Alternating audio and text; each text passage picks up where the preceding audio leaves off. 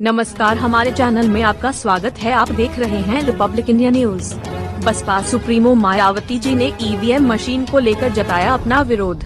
मायावती जी का कहना है कि जब तक बैलेट पेपर से वोट होता था तब तक बसपा जीता करती थी। मायावती का कहना है कि बसपा सरकार में न आए, इसके लिए सरकार ईवीएम मशीन से बराबर चुनाव करवा रही है। विरोध करने पर भी इस पर रोक नहीं लगाई जा रही है। देखिए हमारे संवाददाता की रिपोर्ट। बीएसपी के जनाधार का सवाल है। बीएसपी का जो जनाधार है वो कोई कम नहीं हो रहा है। मुझे तो लग रहा है ईवीएम में कुछ कराए और वो कराए बैलेट पेपर से चुनाव मालूम पड़ जाएगा कि उनके साथ कितना वोट है। और हमारे बैलेट पेपर से होता रहा तो तब तक तो हमारी पार्टी का हमेशा हर चुनाव में ग्राफ बढ़ा है।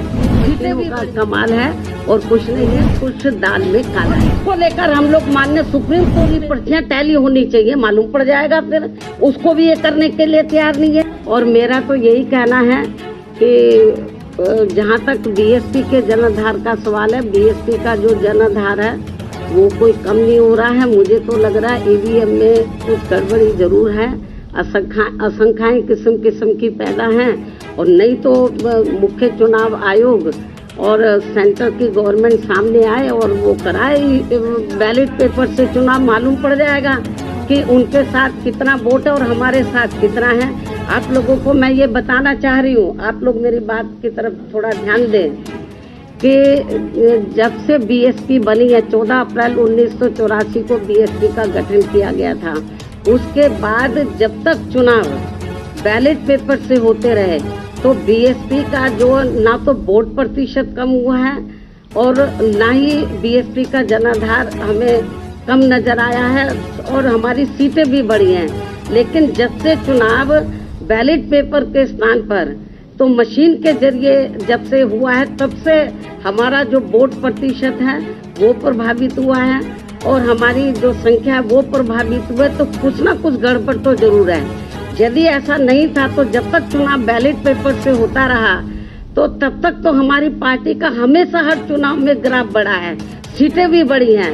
लेकिन जब से ईवीएम से चुनाव होना शुरू हुआ तब से ये सब गड़बड़ हो रहा है। अब तो हमारे जनाधार पे भी असर पड़ा है।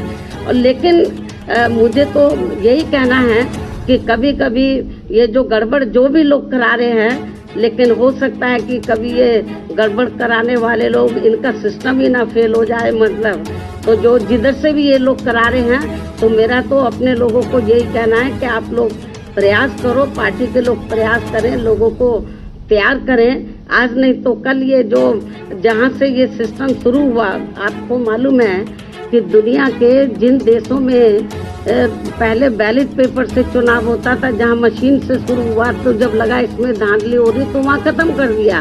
बैलेट पेपर से वहां चुनाव हो रहा है। तो इसलिए मैं आपको ये बताना चाह रही हूँ कि ये मशीनों का कमाल है और कुछ नहीं है। नहीं तो ये लोग ईवीएम की बजाय बैलेट पेपर से कराएं।